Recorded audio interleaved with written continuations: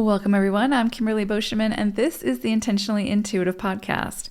In this episode, we're going to take a look at each life path number, the forecast for October 2023. Before we get into that, this, of course, is a general reading. If you would like a personalized reading where we can take a look at your personal numerology, including your year ahead forecast, your diamond report, couples numerology, you name it, we can look at it. Just book some time with me. My information is in the description box below, and I look forward to working with you. Okay, let's go ahead and dive in. Life path number 1. So happy October. So October for you, you're actually working with 9 energy, and you're working with the energy of the stag or buck energy. So this is interesting because this might be a little bit of, I don't want to say a challenging month for ones, but it may feel like things are kind of slowing down, like you're sort of being asked to lean more into your feminine, of receptivity, of stillness, of reflection. Because with 9 energy, we're sort of reminded that an equal exchange of energy within our own life means that, there's ample time for moving forward, for activity, for, ambition and drive and all of those more sort of male or masculine sort of energies. But we also have to have an equal balance of the more feminine, of receptivity, of leaning into sort of nurturing and self-soothing and asking for support where we need it and receiving that. And so you may find this month that, if you're someone who is sort of always on the go and burning the candle at both ends and just sort of like this relentless striving, you may find that the universe sort of through divine intervention sort of forces you to slow down, right? And sometimes we can see that manifest as like, illness or something like that, or like, a cold where you just feel run down and you just truly need to rest. So whatever comes up for you this month that has to do with slowing down and taking time to recoup, regenerate, I would say definitely honor that. Honor your body's calling, however that comes in for you.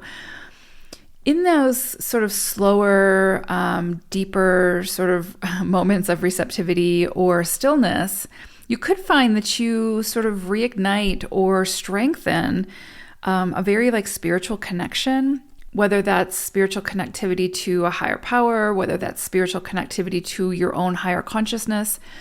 Whatever the case may be, there's something here around, through that stillness, deeper, more profound messages can come through.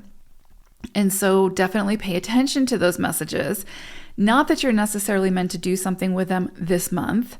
It's more about, again, receptivity. So allowing those deeper messages to come through, whether it's through your dreams, whether it's through self-reflection or self-discovery, whether it's through something someone says to you, through that act of receiving. Allow it to come in, maybe write it down, sort of percolate with it. And then come next month, you can decide what to do with it, right? You can take action, you can move forward, you can start planning, et cetera, et cetera. I would say this month also is a good month for planning, but not necessarily get up and go and strive and take action and all those things, unless life absolutely requires it, right? And so follow your instincts, right? Follow your intuition.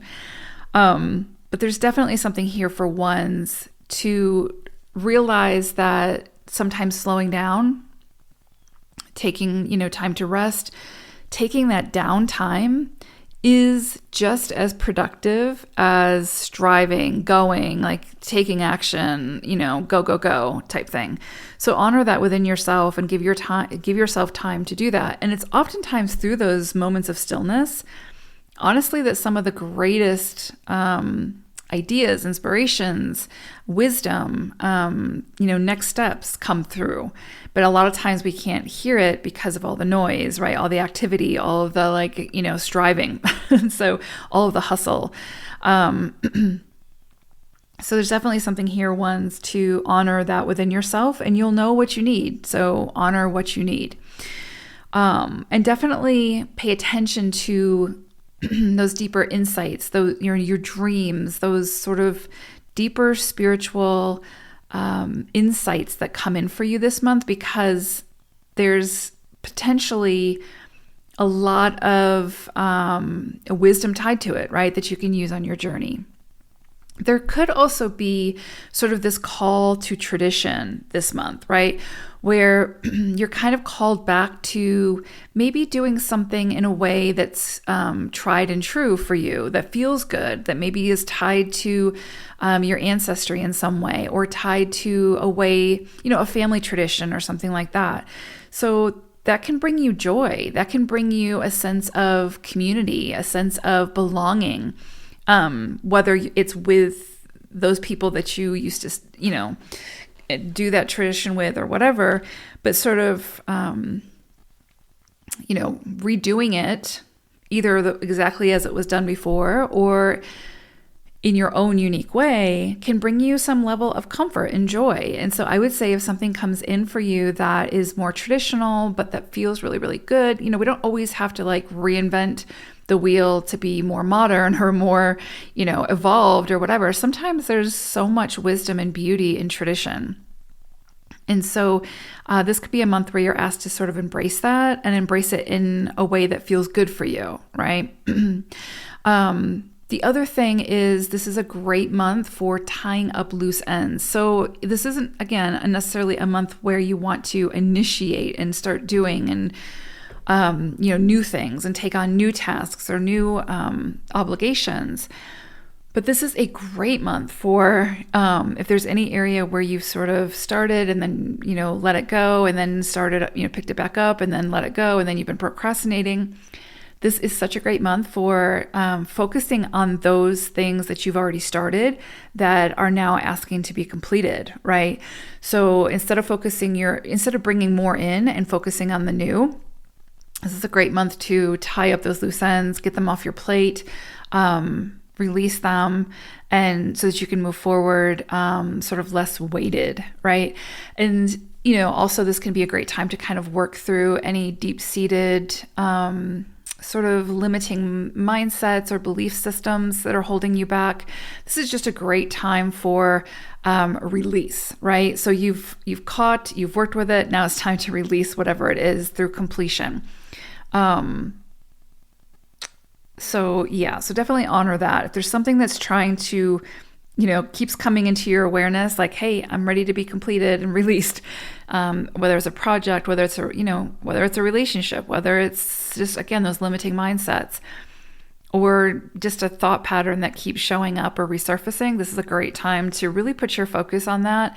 And instead of continuing to focus on your goals in the future and your vision for the future, how about, sort of reframing it a little bit this month, where we look at things that really need to be tied up and completed that maybe we've been procrastinating on, or, sometimes it's just that mundane, repetitive work that we just don't really want to do because it's not as much fun as the creative stuff.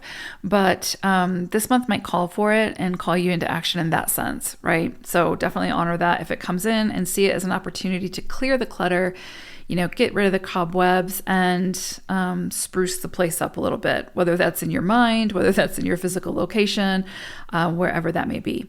So I hope it is a beautiful October for you all, and I hope that you will honor any need or requirement that your body asks for when it comes to rest, rejuvenation, fun, play, just sort of hitting the pause button for a little bit, right? So I hope it's a great one. Take care, ones. Bye for now.